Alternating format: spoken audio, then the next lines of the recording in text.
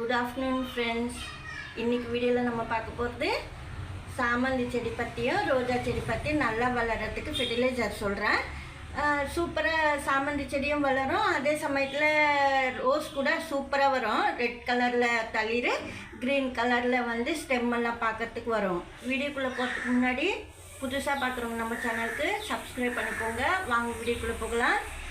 இப்போ இந்த ரோஜா செடி பாருங்கள், நல்லா சூப்பராக வந்துட்டு பாருங்க.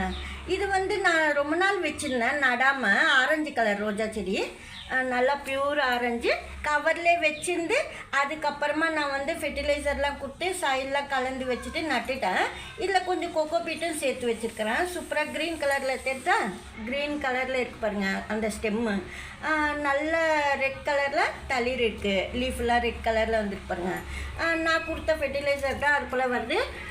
சப்போஸ் ரோஜா செடி சரியாக வரலன்னா கூட நீங்கள் நான் சொல்கிற ஃபெர்டிலைசர் இப்போ கொடுத்தீங்கன்னா இதே போல் வந்து தளிர் வரும். அதே போல் சாமந்தி செடிக்கு நல்லா தளிர் வந்து நிறைய மொட்டுக்கள் வைக்கும்.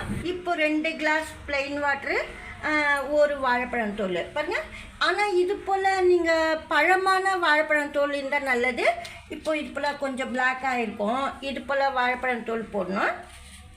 2 கிளாஸ் வாட்டருக்கு ஒரு அரை ஸ்பூன் அளவுக்கு நாட்டு சர்க்கரை. நாட்டு சர்க்கரை வந்து அதிகமாக சேர்க்கக்கூடாது, அரை ஸ்பூனுக்கு மேலே. பெரிய பெரிய தொட்டிக்காக இருந்ததுன்னா நீங்கள் கொஞ்சம் அதிகமாக சேர்த்துக்கலாம். இது போல் நாட்டு சர்க்கரையும் வாழைப்பழம் தோல், ஜாகரியும் பனானா பீல்ஸு, இது ரெண்டுமே நீங்கள் சேர்த்துட்டு நல்லா தண்ணியில் ஊற வச்சுட்டு, அதாவது நைட்டே நீங்கள் ஊற வச்சிடலாம், இல்லைன்னா அப்பத்துக்கு கூட கொடுத்துக்கலாம். 2 டேஸ் ஃபர்மெண்ட் பண்ணிங்கன்னா ரொம்ப நல்லது. ஏன்னா 2 நாளாவது புளிக்க வச்சா ரொம்ப நல்லாயிருக்கும் பிளான்ட்டுக்கு. ஆனால் நான் வந்து இப்போதைக்கு நம்ம எப்போ ஊற்றுறோமோ அப்போவே செஞ்சு கூட கொடுக்கலாம். நான் அப்பப்போ இது போலையும் செய்வேன், என் டைம் பொறுத்து நான் அது போல் ஃபெர்டிலைசர் கொடுக்கறது. அந்த சமயத்தில் நான் என்ன செய்கிறேன்னா, ஏற்கனவே புளிக்க வச்ச வாட்டரெல்லாம் இருக்கும் பாருங்கள், ரைஸ் வாட்டரு அது போலலாம், அது கூட இதுக்குள்ளே சேர்த்துடலாம் நீங்கள். அப்படி என்ன புளிக்கும், அதுக்காக நான் சொல்கிறது. நான் இந்த செடிக்கு ஏற்கனவே ரைஸ் வாட்டரில் கொடுத்துருக்குறேன், அதனால் வந்து தனியாக சும்மா கொடுக்கக்கூடாது. நான் இந்த வாழைப்பழம் தூள், நாட்டு சர்க்கரை கலந்தது தண்ணி கொடுத்துடலாம், லிக்விட் ஃபெர்டிலைசரு. பாருங்கள், நான் வந்து 2 கிளாஸ் வாட்டருக்கு ஒரு வாழைப்பழம் தூள், அரை ஸ்பூன் நாட்டு சர்க்கரை போட்டு நல்லா பிசைஞ்சிட்டேன். அந்த 2 கிளாஸ் தண்ணிக்கு இன்னும் 2 கிளாஸ் வாட்ரு ஃபுல்லாக ஊற்றிட்டேன் நான், ப்ளைன் வாட்ரு. இது போல் நல்லா கலந்து பிளான்ட்டுக்கு கொடுக்கும்போது ரொம்ப நல்லா வளரும். ரோஸ் பிளான்ட்டெல்லாம் பார்த்திங்களா, தளிர்லாம் சூப்பராக வரும். அதே போல் green colour, red colour leaf அப்படி வரும். இது போல் நீங்கள் கலந்துட்டு ஒரு பங்குக்கு ஒரு பங்கு அப்படி. ஏன்னா இதில் நம்ம நிறைய தண்ணி சேர்த்துருக்கோம், அதுக்காக. அது போல் சின்ன சாமந்தி செடிங்க கூட மொட்டு வராமல் இருக்கும், இல்லை ஃபாஸ்ட்டாக வளராமல் இருக்கும். அது போல் பிளான்ட்டுக்கு கூட நீங்கள் கொடுக்கலாம் பாருங்கள். இது போல் கொடுத்துட்டு இந்த ரூட்ஸ் ஏற்கனவே நான் கொடுத்துருக்குறேன், கொஞ்சம் போல் ஊற்றுறேன், நிறையெல்லாம் கொடுக்கக்கூடாது. இது போல் வந்து ஃபெர்டிலைசர் ரெடி பண்ணி நீங்கள் கொடுத்தீங்கன்னா ரொம்ப நல்லது. நான் வந்து இதில் வந்து புளிச்ச வாட்டர் வந்து சேர்க்கலை, அதாவது மோரோ இல்லை ரைஸ் வாட்டர் புளிச்சதோ அந்த தண்ணி கொஞ்சம் போல் சேர்த்துக்கணும். இதில் ஏற்கனவே ரைஸ் வாட்டர் நீங்கள் சேர்த்திங்கன்னா இதில் சேர்க்கக்கூடாது. மோரில் எப்போவுமே ஊற்றலை நானுன்னா நீங்கள் இதில் மோர் ஊற்றிக்கலாம். சூப்பராக இதே போல் வளரும். ஆனால் சாமந்தி செடியில் நல்லா ஹைட் வரும்.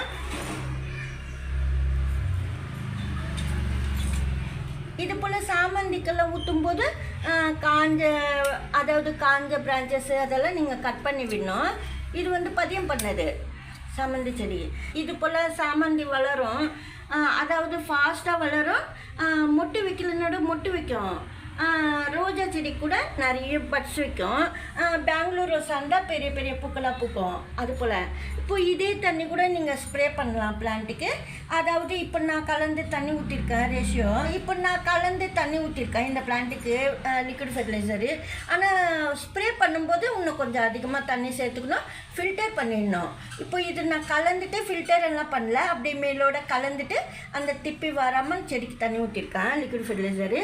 இது போல் ரோஜா செடி கொடுக்கும்போது சூப்பராக பிளான்ட் வளரும், ரொம்ப ஃபாஸ்ட்டாக வளரும் பிளான்ட்ஸ் எல்லாம். இது போல் நீங்கள் கொடுக்கும்போது ஏற்கனவே வந்து இது போல் நீங்கள் கட் பண்ணி விடணும். கட் பண்ணால் தான் தளிர் வரும். ஏதாவது ஃபெர்டிலைசர் கொடுக்கும்போது நீங்கள் கட் பண்ணி விடுங்க பிளான்ட்டு, அப்போ தான் ரொம்ப நல்லது. இதுக்கு வந்து நான் முன்னாடியே கட் பண்ணியிருப்பேன். சரி வீடியோக்காக கட் பண்ணாமல் நான் அப்படியே விட்டுட்டேன். நம்ம ஃபெர்டிலைசர்லாம் கொடுத்து காட்டும்போது கட் பண்ணிக்கலாம்னு சொல்லிட்டு. எல்லோ கலர் லீஃப் இருந்தால் நீங்கள் அதெல்லாம் க்ளீன் பண்ணி எடுத்துடணும், கட் பண்ணி விட்டுடணும். பிளான்ட்டு பிரான்ச்சஸ்ஸு ரொம்ப நல்லா ஃப்ரெஷ்ஷாக வளரும். சாமந்தி செடி வளர்க்கும்போது நீங்கள் கட்டிங்ஸ் எல்லாம் வளர்ப்பீங்க வேர் வர்றதுக்காக. அந்த செடிக்கெல்லாம் இந்த ஃபெர்டிலைசரே கொடுக்கலாம். அதே சமயத்தில் ஸ்ப்ரே பண்ணணுன்னாக்கா நீங்கள் வந்து மொட்டு வச்சதுக்கப்புறமா தண்ணியெல்லாம் ஸ்ப்ரே பண்ணக்கூடாது செடி மேலே. அதுவும் ஈவினிங்கில் தான் ஸ்ப்ரே பண்ணணும். ஒரு 7 மணி, அதாவது நைட்டு வந்து 7 o'clockலாம் நீங்கள் தண்ணி ஸ்ப்ரே பண்ணக்கூடாது. மார்னிங்கில் தான் நீங்கள் ஸ்ப்ரே பண்ணணும் வாட்ரு. அதாவது கிரிசாந்திமம் பிளான்ட்லலாம் வந்து நீங்கள் மேலே லீஃப் மேலெலாம் தண்ணி ஸ்ப்ரே பண்ணக்கூடாது.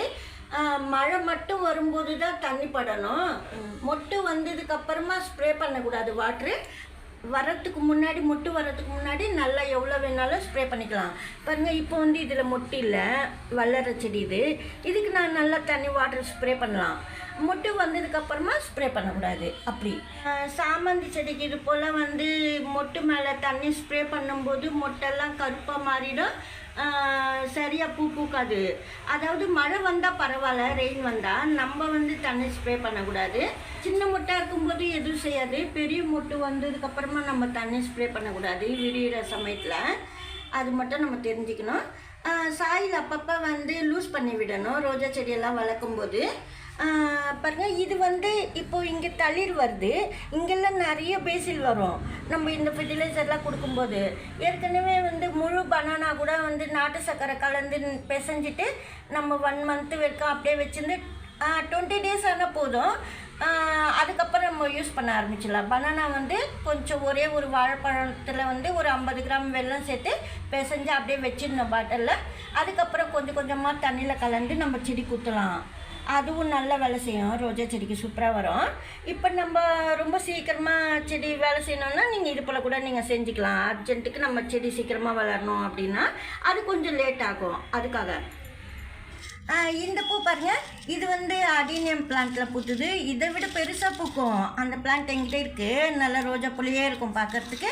கலர் பாருங்கள் எவ்வளோ நல்லாயிருக்கு. இந்த பிளான்ட்டு வந்து எங்கிட்ட 10 yearsஸாக இருக்குது. மேலே கூட இருக்கும். ரொம்ப நாள் ஆகிடுச்சு எங்கிட்ட செடி வளர்ந்து. ஆனால் வந்து ஃபஸ்ட்டெல்லாம் இந்த செடி எனக்கு வளர்க்க தெரியாது. அதுக்கப்புறமா கட் பண்ணிவிட்டா எதாவது ஆகும்னு சொல்லிட்டு நான் கீழே கட் பண்ணாமே வளர்த்தேன். இந்த செடியை ஹைட்டு வளர்ந்துருக்கு. இப்போ தான் கொஞ்சம் கொஞ்சமாக வந்து கட் பண்ணி விடுறேன் பதியத்துக்கெல்லாம். ரோஸ் பிளான்ட் எப்போவுமே கட் பண்ணி விட்டால் மஞ்சள் தேய்க்கணும் கட் பண்ண இடங்களெல்லாம். அப்போ தான் நல்லது. அது மட்டும் நீங்கள் செஞ்சுக்கணும்.